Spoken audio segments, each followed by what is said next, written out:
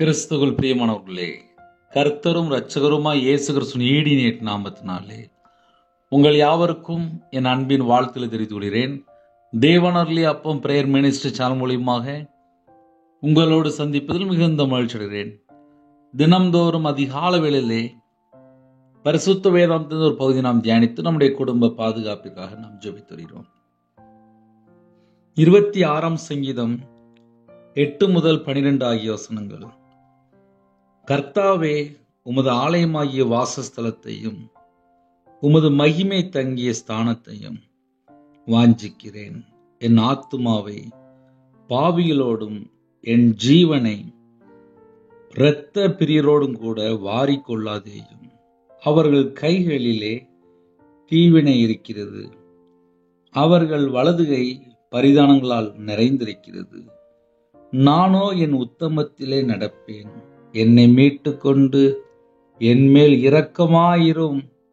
என் கால் செம்மையான இடத்திலே நிற்கிறது. சபைகளிலே நான் கர்த்தரை துதிப்பேன். ஹல்லேலூயா.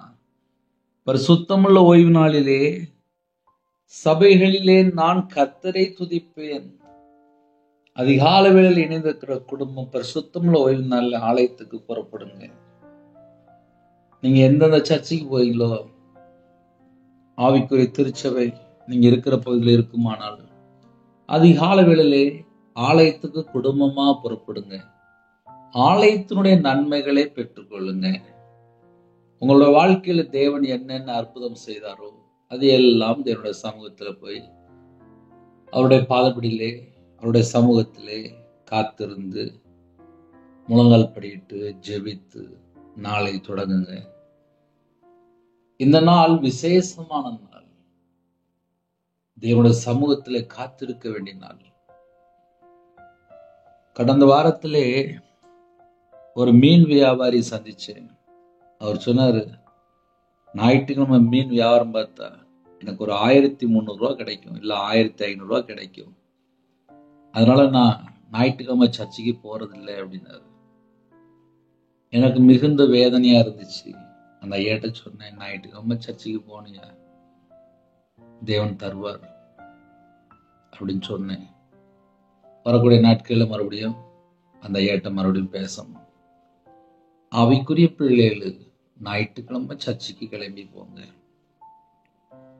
என்னோட வாழ்க்கையிலே நான் கடன்ல கஷ்டப்படும் போது ஞாயிற்றுக்கிழமை 5 சர்ச்சு குறைஞ்சது. காலையில கிட்டத்தட்ட ஒரு 3-4 சர்வீஸ் போயிடுவேன். சாயங்காலம் ஒரு சர்வீஸ், 5 சர்வீஸ் போயிடுவேன். 5 சர்வீஸ் போயிட்டு அன்னைக்கு நாளை ஃபுல்லா சர்ச்சிலே மேக்சிமம் இருக்கிற பகுதியில சர்ச்சுக்கு போயிட்டே இருப்பேன். எங்க பக்கத்துல இருக்கு வேற சர்வீஸ் நடந்துட்டு அங்கேயும் போயிடுவேன். ஏன்னா என்னோட வாழ்க்கையில் ரொம்ப கடன், ரொம்ப பிரச்சனை, ரொம்ப போராட்டம். யார்கிட்ட போய் சொல்லுன்னு தெரியாது, கையில காசு இருக்காது, நிந்தை அவமானம், எல்லா சூழ்நிலையிலும் தேவனுடைய சமூகத்துல போய் கண்ணீரோடு கதறி ஜெபிக்க ஆரம்பிச்சேன். இன்னைக்கு செய்தி என்ன அப்படின்னா, ஆலயத்துக்குள்ளே போய் அவருடைய பாதப்படியில உட்கார்ந்து இருந்து, அப்பா நான் குடும்பமா வந்துட்டேன்ப்பா, என்னை ஆசீர்வதிங்கப்பா அப்படி சொல்லக்கூடிய பிள்ளைகள் இன்னைக்கு வேணும். ஏன்னா நிறைய குடும்பத்துல குடும்பமா சர்ச்சைக்கு போறதில்லை. சில குடும்பத்துல குடும்பமா போனா கூட வீட்டுல 5 பேர் இருக்கிறாங்க, ஒரு கார்ல போறாங்க, ஒரு 2 வீலர்ல போறாங்க, சில குடும்பத்துல ஆட்டோல போறாங்க, எப்படினாலும் போகலாம். கையில பைபிள் எடுத்துட்டு போறீங்களா? அது ரொம்ப முக்கியம். ஆலயத்துக்குள்ள போகும்போது பயபக்தியோடு போங்க. காலவேளை யாரெல்லாம் ஜெபிக்கிறீங்களோ எல்லா குடும்பமும் ஆலயத்துக்கு புறப்படணும். சர்ச்சில் போய், அப்பா உங்க பிள்ளை வந்துட்டோம்ப்பா, தேவனுடைய சமூகத்துல சாஷ்டாங்கமாய் தாழ்த்தி தாழ்த்தி தாழ்த்தி. அதனால யாரெல்லாம் தாழ்த்துறீங்களோ ஒவ்வொரு குடும்பத்துக்கும் தேவன் தான் ஆசீர்வதிப்பார். பரிசுத்தமுள்ள ஓய்வு நாளிலே சபைகளிலே நான் கர்த்தரை துதிப்பேன். அந்த தீர்மானம். சில குடும்பத்துல ஜெபகுரி போறோம். நான் இப்போ கொஞ்ச நாளா சர்ச்சைக்கு போல, ஒரு சில மாசமா சர்ச்சைக்கு போல, கொஞ்சம் வருஷமா சர்ச்சைக்கு போல. உடனே ஏன் அப்படின்னு சொல்லி கேட்பேன். நான் விரும்பி திருமணம் முடிச்சிட்டேன். அவங்க விக்கிர வழிபாடுல இருக்காங்க, உலக வழிபாடுல இருக்காங்க. என் கணவர் எப்படியாவது நான் மாற்றிடலாமான்னு சொல்லி பார்த்தேன், ஆனா முடியல. இப்ப நான் தான் விக்கிர வழிபாட்டுல போயிட்டு இருக்கேன் அப்படின்னு சொல்லி சில குடும்பத்துல அப்படியும் சொன்னாங்க. யாரெல்லாம் இந்த செய்தி கேட்குறீங்களோ தயவு செய்து ஆலயத்துக்கு கிளம்புங்க. ஆலயத்துல போய் கண்ணீரோடு ஜெபிங்க.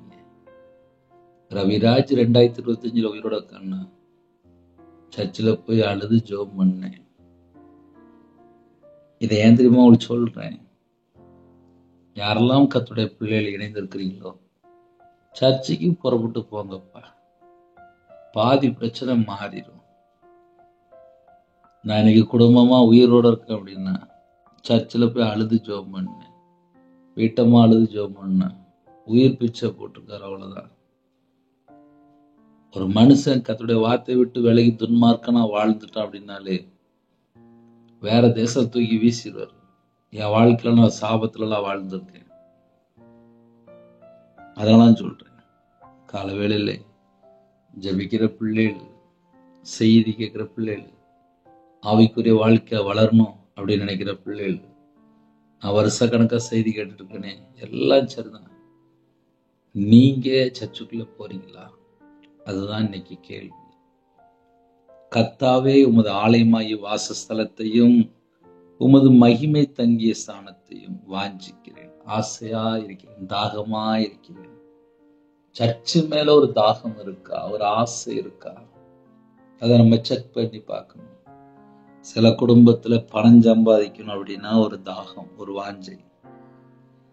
சில குடும்பத்துல பிள்ளைகளை கவனிப்பாங்க, புருஷனை கவனிப்பாங்க, அதுக்கே அவங்க நேரம் ஃபுல்லா பத்தாது. அது மட்டும்தான் தாகமா இருக்கும். ஒரு 25 வயசுல இருந்து ஒரு 30 வயசுக்குள்ள ஒரு சகோதரி ஜெபிக்க வரும்போது அவங்க சொன்னாங்க, திருமணம் முடிஞ்சதுக்கு அப்புறம் என் கணவரை குறித்து உள்ள பாரம், என் பிள்ளை குறித்து உள்ள பாரம் எனக்கு அதிகமா இருக்கு அப்படின்னாங்க. அப்படின்னா என்ன அர்த்தம் அப்படின்னா, கல்யாணம் முடிஞ்சு ஒரு 4-5 வருஷம் ஆச்சு. ஒரு பக்கம் பார்த்தா பிள்ளை குறித்து பாரம், இன்னொரு பக்கம் பார்த்தா கணவர் குறித்து பாரம். வாலி வயசுல பார்த்தா கர்த்தருக்காக பல மணி நேரம் என்னோட சமூகத்துல காத்திருந்து பைபிள் வாச நல்ல சகோதரி. ஆனால் திருமணம் முடிந்ததுக்கு அப்புறம் ஆவிக்குரிய வாழ்க்கையில பல காரியத்துல என்னன்னு சொல்லி பார்க்கும்போது அவங்க சொன்ன காரியம் என்ன தெரியுமா? என் கணவரை குறித்து ஒரு பாரம், என் பிள்ளை குறித்து ஒரு பாரம். இந்த பரிசுத்தமுள்ள ஓய்வு நாளிலே ஆலயத்துக்கு போங்க, என்னோட சமூகத்துல அர்ப்பணிங்க, தாழ்த்துங்க. உங்க இதயத்துக்குள்ள என்ன பாரம் இருக்கோ, என்ன கடன் பிரச்சனைக்கோ, என்ன குடும்ப போராட்டம் இருக்கோ, எதுவா இருந்தாலும் தேவனோட சமூகத்துல போய் இறக்கி வச்சிருங்க. உமது ஆலயமாகிய வாசஸ்தலத்தையும். சர்ச்சை விரும்புங்கப்பா, நம்ம குடும்பம் ஆசீர்வாதமா இருக்கும். நிறைய குடும்பத்துல சர்ச்சை விரும்பாம இருக்கிறாங்க, அதான் பிரச்சனை. என் வாழ்க்கையில தேவன் எத்தனையோ மடங்கு ஆசீர்வதிச்சார். ஆனா கர்த்தரை விட்டு எங்கெல்லாம் நான் தள்ளி போனணும், அதெல்லாம் என்னுடைய வாழ்க்கையில ஆபத்தா மாறிச்சு. இதை ஏன் உங்களுக்கு சொல்லி தரேன் அப்படின்னா, கர்த்தருடைய பிள்ளைகள் தேவனை தேட தேட ஆசீர்வாதம். கர்த்தரை விட்டு தள்ளி போ தட்டுப்பாடு, குறைவு, பஞ்சம் எல்லாம் உள்ள வந்துடும். அதனால இணைந்திருக்கிற பிள்ளைகள் தேவனை எந்த அளவுக்கு தேடுறீங்களோ அந்த அளவுக்கு தான் ஆசீர்வாதம். அதுக்குத்தான் இவ்வளவு நேரம் காலையில பேசிட்டு இருக்கேன். கர்த்தாவே உமது ஆலயமாகிய வாசஸ்தலத்தையும். நீ சில குடும்பத்துல சர்ச்சுக்கு போகவே பிடிக்கல. கேட்டா நாங்க போற பாஸ்டர் சரியில்லை, அவங்க சரியில்லை, இவங்க சரியில்லை, எனக்கு அங்க அந்த பிரச்சனை இந்த பிரச்சனை அப்படிம்பாங்க. ஒரு குடும்பத்துல கணவன் மனைவிக்குள்ளே ஒரு பிரச்சனை சொல்லிட்டு கூப்பிடுறாங்க. அப்ப கேட்டேன், 2 பேரும் சர்ச்சுக்கு போவீங்களா அப்படின்னு சொல்லி கேட்டேன். சர்ச்சில் ஒரு சின்ன பிரச்சனை என் கணவர் மேல இப்படி சொல்லிட்டாங்க, அதுக்கப்புறம் என் கணவர் சர்ச்சுக்கு வர மாட்டேங்காரு. அதுக்கப்புறம் எங்க வீட்டுல பிரச்சனையே பெருசாயிட்டு அப்படின்னாங்க. இப்படியே ஒரு குடும்பத்துல நடந்திருக்கு. சர்ச்சில் முக்கியமான ஒரு பொசிஷன்ல இருந்திருக்காரு. ஆனால் ஏதோ ஒன்று சொல்லியிருக்காங்க. அது அவருக்கு மைண்ட்ல அந்த ஒரு வார்த்தை பிடிக்கல. அதுக்கப்புறம் கொஞ்ச நாள் சர்ச்சுக்கு போல. அப்படியே ஒரு 6 மாசம் 8 மாசம் 1 வருஷம் ஆச்சு. கொஞ்ச நாள் கழிச்சு பார்த்தா குடும்பம் 2ஆ பிரிஞ்சிட்டு. அப்போ ஸ்டார்டிங் எங்க இந்த பிரச்சனை ஆரம்பிச்சுன்னு சொல்லி பார்க்கும்போது, கணவன் மனைவியா சர்ச்சில் போய் ரொம்ப ஆசையா செஞ்சிருக்காங்க. அதுல ஏதோ ஒரு பிரச்சனை, ஏதோ ஒரு வார்த்தை சொன்ன ஒரு வார்த்தை இவங்களுக்கு மனசு கேட்காம ஒரு 8-9 மாசம் சர்ச்சுக்கு போல, அவ்வளவுதான். லாஸ்ட் இப்போ கோர்ட்டு கேஸ் சொல்லி போயிட்டு இருக்காங்க. என்னன்னு சொல்லி பார்க்கும்போது, சர்ச்சுக்குள்ள போயிட்டு ஆசையா வாழ்ந்த குடும்பம், ஒரு மேய்ப்பன் இல்லைன்னா மூப்பர் ஏதோ ஒரு வார்த்தை சொல்லுவாங்க, அதுக்கு கீழ்ப்படியணும். ஆனால் சர்ச்சை வெறுத்து, மேய்ப்பனை வெறுத்து, சர்ச்சைக்கு போகாம ஒரு 8-9 மாசம் ஆகும்போது அந்த குடும்பம் பிரிஞ்சு போயிட்டு. ஏன்னா தேவனை வெறுத்து, ஆலயத்தை வெறுத்து சர்ச்சைக்கு போகாம வீட்டிலே இருந்துட்டாரு. கர்த்தருடைய பிள்ளைகள் ரட்சிக்கப்பட்டதுக்கு அப்புறம் சர்ச்சைக்கு தேடி ஆசையா ஓடி போகணும். அப்புறம்தான் ஆசீர்வாதம். சர்ச்சுக்குள்ள நம்ம போயாச்சுனாலும் நம்முடைய தேவன் நம்ம பரிசுத்தப்படுத்தி ஆசீர்வதிப்பார். கிருபையினால் நிரப்பி ஆசீர்வதிப்பார். எவ்வளவு ஆசீர்வாதம். துதிக்கிற பிள்ளைகளா இருக்கணும். சபைகளிலே நான் கர்த்தரை துதிப்பேன் அந்த தீர்மானம்லாம் நம்முடைய வாழ்க்கையில வேணும்ப்பா. இன்னைக்கு செய்தி எல்லா ஜனங்களுக்கும் போய் சேரணும். சர்ச்சுக்கு நீங்க போகணும், அவ்வளவுதான். இன்னைக்கு என்னப்பா பாரம் அப்படின்னா, சர்ச்சுக்கு எல்லாரும் போயிட்டீங்களா? நீங்க சர்ச்சுக்கு போனாலே தேவன் சந்தோஷப்படுவார். மனுஷன் நம்மள தப்பாதான்ப்பா பேசுவான். இவன்லாம் சர்ச்சுக்கு வந்துட்டானா, இவாலாம் சர்ச்சுக்கு வந்துட்டாளா அப்படின்னு சொல்லி உலகம் அப்படித்தான் பேசும். இப்ப என் வாழ்க்கையில நான் ரொம்ப கஷ்டப்பட்டிருக்கேன். எல்லாராலும் புறக்கணிக்கப்பட்ட நிலைமை. கண்ணீரோடு வாழ்ந்திருக்கேன், வேதனையோடு வாழ்ந்திருக்கேன், நிந்தையோடு வாழ்ந்திருக்கேன், அவமானத்தோடு வாழ்ந்திருக்கேன். ஒரு மனுஷன் கடன்ல 1/2 கோடி ரூபாய் இருக்கும்போது எல்லாராலும் ஒதுக்கப்பட்ட நிலைமை. ஒரு அனாதை போல கையில காசு இல்லைன்னு உடனே கண்ணீரோடு, வேதனையோடு, நிந்தையோடு, அவமானத்தோடு இப்படிலாம் வாழ்ந்திருக்கு. எப்போ சர்ச்சில் போய் தேவனை தேடி பாட்டு படிச்சு ஜெபிக்க ஆரம்பிச்சோன்னோ, துதிக்க ஆரம்பிச்சோன்னோ, என் இதயத்துக்குள்ள தேவ சமாதானத்தை நிரப்புனார். அந்த தேவ சமாதானத்தை பெற்றுக்கொண்டதுனாலதான் சொல்லி தரேன். ஞாயிற்றுக்கிழமை யாரெல்லாம் சர்ச்சுக்குள்ள போகாம இருக்கிறீங்களோ, சர்ச்சுக்குள்ள நீங்க போயிட்டு வாங்க. உங்க பிள்ளைகள் நல்லா இருக்கும், உங்க குடும்பம் நல்லா இருக்கும், உங்க வம்சம் நல்லா இருக்கும். அதனால காலை வேளையில ஜெபிக்கிற பிள்ளைகள் ரொம்ப முக்கியமான காரியம் பேசிட்டு இருக்கு. கர்த்தருடைய பிள்ளைகள் சர்ச்சுக்குள்ள போங்கப்பா. என் வாழ்க்கையிலாம் இந்த நிமிஷம் நான் எப்படி உயிரோட சொல்லி பார்க்கும்போது, எனக்கு எப்படி வாழணும், எனக்கு என்ன செய்யணும், எனக்கு நிறைய காரியம் தெரியாது. சராசரி ஒரு மனுஷன், அவ்வளவுதான். ஆனால் கையில பைபிள் எடுத்து வாசிக்கும்போது கண்ணீரோடு வாசிச்சுட்டே இருப்பேன். எல்லாரையும் போல எனக்கு ஜெபிக்க தெரியாது, எல்லாரையும் போல எனக்கு பேச தெரியாது, எல்லாரையும் போல எனக்கு செய்தி கொடுக்க தெரியாது. என் கூட எந்த வசனத்து மூலியமா ஆவியான பேசுறாரோ அந்த வசனத்து மூலியமா தான் அவங்க கூட பேசிட்டு இருப்பேன். இந்த வசனத்தை பேசு அப்படிம்பாரு, அந்த வசனத்து மூலியமா தான் அவங்க கூட பேசிட்டு இருப்பேன். ஆவியானவர் என்ன வார்த்தை பேச சொல்றாரோ அதை அப்படியே பேசுவேன், அவ்வளவுதான். ஆனால் உலகத்துக்குள்ள போய் பார்த்தா ஒண்ணுமே தெரியாது. கர்த்தருடைய கிருபையினாலே, ஒரு சுத்தமுள்ள ஓய்வினாலே என்ன சொல்ல வர அப்படின்னா, தேவனை நேசிங்க, ஆலயத்தை நேசிங்க, அவருடைய வார்த்தையை தியானிங்க. உங்க தலைமுறை நல்லா இருக்கும். நான் அனுபவிச்சிருக்கேன். கவிராஜ் உயிரோட இருக்கான் அப்படின்னா கையில பைபிள் சும்மா இருக்கும்போது எடுத்து தியானிச்சுட்டு இருப்பேன். இருக்கிற இடத்துல முழங்கால் போட்டு ஜெபம் பண்ணிக்கிடுவேன். என் வாழ்க்கையில கத்தரை விட்டு எங்கெல்லாம் தள்ளி போறேன், அதையெல்லாம் நினைச்சு என்னை மன்னிச்சிருங்கப்பா அப்படின்னு சொல்லி தாழ்த்தி தேவனை துதிக்க ஆரம்பிச்சோம். சும்மா வீட்டுல இருக்கும்போது இயேசு கிறிஸ்து ரத்தம் ஸ்தோத்திரம், இயேசு கிறிஸ்து ரத்தம் ஸ்தோத்திரம், இயேசு கிறிஸ்து ரத்தம் ஸ்தோத்திரம், இயேசு கிறிஸ்து ரத்தம் ஸ்தோத்திரம் இயேசுக்கு சுரத்தம் ஸ்தோத்திரம், இயேசுக்கு சுரத்தம் ஸ்தோத்திரம், இயேசுக்கு சுரத்தம் ஸ்தோத்திரம், இயேசுக்கு சுரத்தம் ஸ்தோத்திரம், இயேசுக்கு சுரத்தம் ஸ்தோத்திரம், இயேசுக்கு சுரத்தம் ஸ்தோத்திரம், இயேசுக்கு சுரத்தம் ஸ்தோத்திரம் சொல்லி ஒரு 1/2 மணி நேரம் சொல்லி பாருங்க.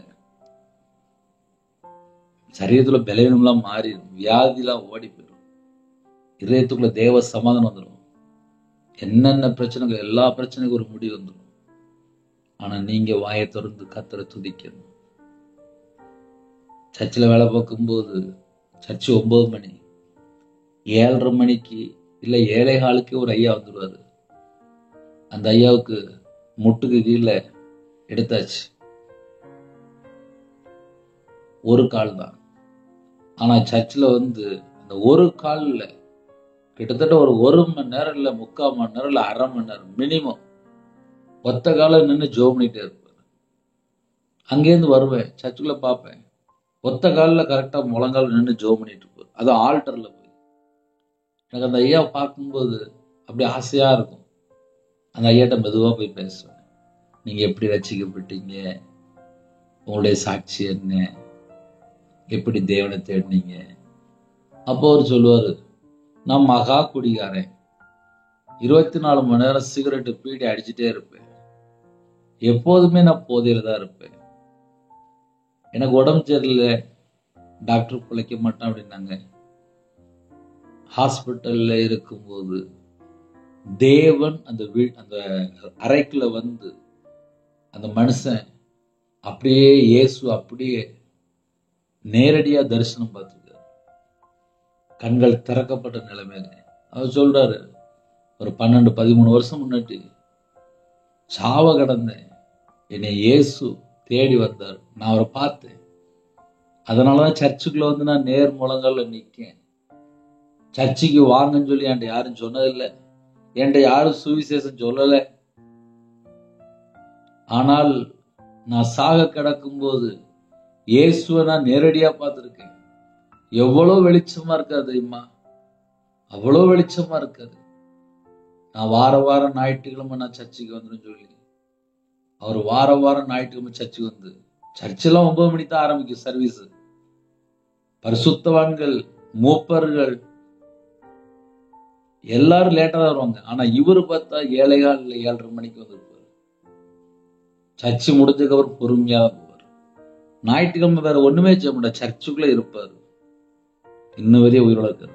அந்த பிள்ளைகளுக்கு எல்லாம் கல்யாணம் முடிஞ்சிட்டு, அவருக்கு பிள்ளைகள்லாம் இருக்கு, கல்யாணம் முடிஞ்சிட்டு. இதை ஏன் உங்களுக்கு காலில் சொல்றேன் அப்படின்னா, ஒரு மனுஷன் இயேசுவை தேட ஆரம்பித்தால் அவனுடைய வாழ்க்கை வித்தியாசம், அவனுடைய வாழ்க்கையில ஒரு ஆசீர்வாதம். எனக்கு தெரிஞ்ச சில குடும்பம் உண்டு, ஞாயிற்றுக்கிழமை ஆனா போதும் சர்ச்சுக்கு போக மாட்டாங்க, ஞாயிற்றுக்கிழமை ஆன போதும் சர்ச்சுக்கு போக மாட்டாங்க. கேட்டா நான் அடுத்த வாரம் போறேன், சர்ச்சுக்கு போக மாட்டாங்க. தேவனை நேசிக்கும் போதுதான்ப்பா ஆசீர்வாதம். என் வாழ்க்கையிலும் கஷ்டம் வந்துச்சு, பிரச்சனை வந்துச்சு, போராட்டம் வந்துச்சு. கண்ணீரோடு தேவோட சமூகத்துல போய் தேட ஆரம்பிச்சேன். தயவு செய்து சில வீட்டுல எல்லாம் சர்ச்சுக்கு போகாம இருக்கிறீங்க, உங்களுக்காக தான் நான் மறுபடியும் பேசிக்கிட்டே இருக்கேன். ஆவியான திட்டமா சில குடும்பத்துல பேசி கொண்டிருக்கிறேன். உங்க குடும்பம் ஆசீர்வாதமா இருக்கணுமா, சர்ச்சுக்குள்ள போயிருங்க, கர்த்தர் உன் குடும்பத்தை ஆசீர்வதிப்பார். கர்த்தாவே, உமது ஆலயமாகிய வாசஸ்தலத்தையும் உமது மகிமை தங்கிய ஸ்தானத்தையும் வாஞ்சிக்கிறேன் பார்க்கணும்னு சொல்லி ஆசையா இருக்கிறார். என் ஆத்துமா பாவிகளோடும் என் ஜீவனை இரத்த பிரியரோடும் கூட வாரி கொள்ளாதேயும். ஆத்துமா எடுத்துறாங்க அப்படின்னு சொல்லி அழகா ஜெபிக்கிறார். அவர்கள் கைகளிலே தீவனையாயிருக்கிறது, அவர்கள் வலது கை பரிதானங்களால் நிறைந்திருக்கிறது. இந்த பூமியில நிறைய குடும்பத்துல என்ன நடக்கும் அப்படின்னா, ஒண்ணு லஞ்சம் வாங்குவாங்க, இல்ல லஞ்சம் கொடுத்துட்டு இருப்பாங்க. லஞ்சம் வாங்குறது தப்புதான், கொடுக்கறது தப்புதான். அவர்கள் வலது கை பரிதானங்களால் நிறைந்திருக்கிறது. நானோ என் உத்தமத்திலே நடப்பேன், நான் உண்மையா வாழ்வேன்னு சொல்லி நடப்பேன்னு சொல்லி தீர்மானம். ஒரு பக்கம் பார்த்தா ஜெபம், இன்னொரு பக்கம் பார்த்தா தீர்மானம், இன்னொரு பக்கம் பார்த்தா ஆலயத்து மேல வாஞ்சை, தாகம், ஆலயத்தில் போய் துதிப்பேன். எவ்வளோ தீர்மானம் யோசித்து பாருங்களேன். நானும் என் உத்தமத்திலே நடப்பேன், நான் இப்படிதான் வாழ்வேன் அப்படின்னு சொல்லி தீர்மானம். என்னை மீட்டு கொண்டு என் மேல் இரக்கமாயிருப்பா, தாழ்த்துறாரு, தாழ்த்தி கிருபை கேட்கிறாரு. என் மேல இரக்கமாயிருப்பா, என் மேல இரக்கமாயிரும் அப்படின்னு சொல்லி ஜெபிக்கிறார். என் கால் செம்மையான இடத்திலே நிற்கிறது. செம்மையான இடம் என்று சொல்கிறார். என் கால் நல்ல இடத்துல தான் இருக்கு, நான் கெட்ட இடத்துக்கு போக மாட்டேன், கெட்ட இடத்துல என் கால் இல்லை அப்படின்னு. என் கால் செம்மையான இடத்திலே நிற்கிறது. சபைகளிலே நான் கர்த்தரை துதிப்பேன். அதனால கர்த்தருடைய பிள்ளைகள் யாரெல்லாம் இணைந்திருக்கிறீங்களோ, எந்த சூழ்நிலை இணைந்திருக்கிறீங்களோ கர்த்தருக்கு தெரியும். நம்ம ஒரு சின்ன ஜெபம் பண்ணுவோம். எல்லாரும் குடும்பமா ஆலயத்துக்கு போகணும். ஏன்னா பரிசுத்தமுள்ள ஓய்வு நாள் இல்லை. வயசாயிட்டுன்னு சொல்லி போக மாட்டேங்காங்க, கண்ணு சரியில்லைன்னு சொல்லி போக மாட்டேங்காங்க, உடம்புல பிரச்சனை சொல்லி போக மாட்டேங்காங்க, ஹாஸ்பிட்டல் இருக்காங்க அவங்க போக மாட்டேங்காங்க. உடம்பு சரியில்லைன்னா ஹாஸ்பிட்டல் போயிருக்காங்க, ஆனா சர்ச்சுக்கு போக மாட்டேங்காங்க. கர்த்தருடைய வருகை சமீபமா இருக்கிறது. வாழ்ற கொஞ்ச காலம் கர்த்தருக்காக நம்ம வாழ்வோம். கண்களை மூடி நாம் ஜெபம் செய்வோம். அன்பின் கர்த்தாவே, நன்றியோடு துதிக்கிறோம்ப்பா. உங்க பாத பிள்ளைங்களை அர்ப்பணிக்கிறோம்ப்பா. உங்க பிள்ளைகள் இணைந்திருக்காங்கப்பா. பரிசுத்தமுள்ள ஓய்வு நாள் நாங்க எல்லாரும் சர்ச்சுக்கு போகணும்ப்பா. கையில பைபிள் எடுத்து போகணும்ப்பா. கிருபை தாங்கப்பா. புது கிருபையால் நிரப்புங்கப்பா. ஜெப அபிஷேகம் தாங்கப்பா. தியானிக்கிற அபிஷேகம் தாங்கப்பா. கல்வாரி அன்பிலால் நிரப்புங்கப்பா. உம்முடைய கரம் தொட்டு ஆசிரியங்கப்பா. பிறந்தநாள் கொண்டாடுறாங்க, திருநாள் கொண்டாடுறாங்க, கர்த்தர் கரம் தொட்டு ஆசிரியங்கப்பா. ஜெபிக்கிற பிள்ளைகள் எழுப்புங்கப்பா. காலேஜ் படிக்கிற பிள்ளைகள் ரட்சிக்கப்படணும்ப்பா. வாலிப பிள்ளைகள் ரட்சிக்கப்படணும்ப்பா. குடும்பத்துக்குள்ளே திருமணம் முடிந்ததுக்கப்புறம் குழப்பமா இருக்குப்பா. அந்த பிரச்சனையெல்லாம் மாற்றித்தாங்க. கற்பதனியா ஜெபிக்கிறாங்க, கர்த்தர் மனம் வருங்க. மாசமா இருக்காங்க, கர்த்தர் ஆசீர்வதிங்க. டெலிவரி பண்ணுறாங்க, பரம வைத்தியர் கூட இருங்க. குடும்பமா சர்ச்சுக்கு போன கிருபை தாங்க. வெளிநாட்டில் இருக்காங்க, இருக்கிற இடத்துல சர்ச்சுக்கு போன கிருபை தாங்க. சரீரத்தில் பலவீனத்தோடு இருக்காங்க, பலவீனத்தை நீக்கி போடுங்க. சில குடும்பத்துல பயங்கரமான பிரச்சனை, கர்த்தர் மாற்றித்தாங்க. சரீரத்தில் பலவீனத்தோடு யாரெல்லாம் ஜீவிக்கணும், பரிபூர்ணமான சுகம் தாங்க. தேவன் அருளி அப்போ மினிஸ்டர் நம்முடைய காலத்தில் பண்ணிடும். அப்பிரயோஜனமான ஊழியக்காரன்ப்பா அர்ப்பணிக்கிறேன்ப்பா. கர்த்தரே, உங்க பிள்ளைகளை ஆசீர்வதிக்கணும். எல்லா தடையெல்லாம் நீக்கி ஆசிரிங்க. உங்களுடைய கரத்தில் அர்ப்பணிக்கணும். குறைகள் குற்றங்களை மன்னித்து பரிசுத்தப்படுத்தி ஆசிரிங்க. கடன் பிரச்சனைகளை ஒரு முடிவு கொண்டு வாங்க. காலை வேளையில் சில குடும்பத்தில் வேலைக்கு போறாங்கப்பா. எல்லா குடும்பத்தையும் கர்த்தர் பொறுப்படுத்துவாங்க. சர்ச்சுக்கு போறாங்க, கர்த்தர் வாசல் திறந்தாங்க. ஆவிக்குரிய சர்ச்சுக்கு போன கிருபை தாங்க. குடும்பமா எழுப்பதில்லை அப்பா, வரணும்ப்பா. திட்டத்துல வரணும்ப்பா. மனம் திரும்பணும்ப்பா. கர்த்தர் கிருபை செய்யுங்க. உம்முடைய கரத்தில் அர்ப்பணிக்கிறோம்ப்பா. இந்த நாளில் பலவீனத்தோடு யாரெல்லாம் இருக்காங்களோ பூரண சுகம் தந்து ஆசீர்வதிங்க. கர்த்தருடைய கரத்தில் ஒவ்வொரு குடும்பத்தையும் அர்ப்பணிக்கணும். குறைகள் குற்றங்கள் எல்லாவற்றையும் மன்னித்து பரிசுத்தப்படுத்தி உங்களுடைய கிருபையால் நிரப்புங்க. உங்களுடைய வல்லமையால் நிரப்புங்க. புது எண்ணெயால் அபிஷேகம் விட்டும். காண்டாமிருத்தது வெள்ளத்தாங்க ராஜா. கழுகுகளை போல செட்டை விரித்து எழும்பணும். கிருபை தாங்க. கர்த்தர் பொறுப்படுத்துங்க. உங்க நாம மட்டும் விடட்டும். துதிகான மகிமை எல்லாம் ஒவ்வொருக்கே செலுத்திடும். இயேசு கிறிஸ்து பிதாவே, ஆமீன். தேவனுக்கே மகிமை உண்டாவதாக. கர்த்தர் தாமே உங்களையும் உங்கள் குடும்பத்தின் சகல காரியத்திலும் சம்பூர்ணமா திருப்தியா கர்த்தர் கொடுத்து பரிபூர்ணமா ஆசீர்வதிப்பாராக. ஆமீன். கிறிஸ்துவில் பிரியமானவர்களே, 9363064181 நம்பர் உண்டா உங்களுக்கு ஆஜபிப்போம். எங்களுக்கு ஆஜபித்து God bless you.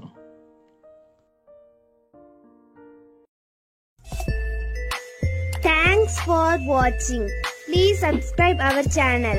Click the like and share. Click the bell. God bless you.